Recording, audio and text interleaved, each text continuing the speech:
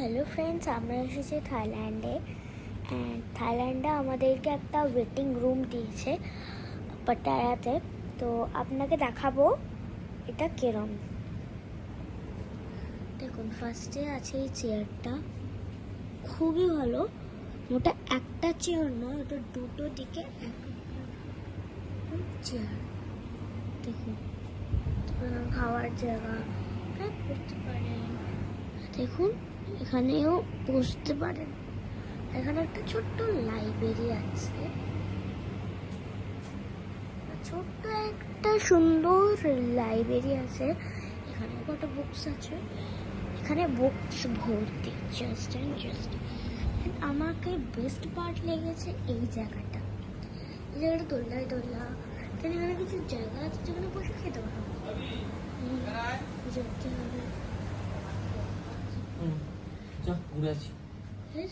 ঘুরতে যাচ্ছি আমি।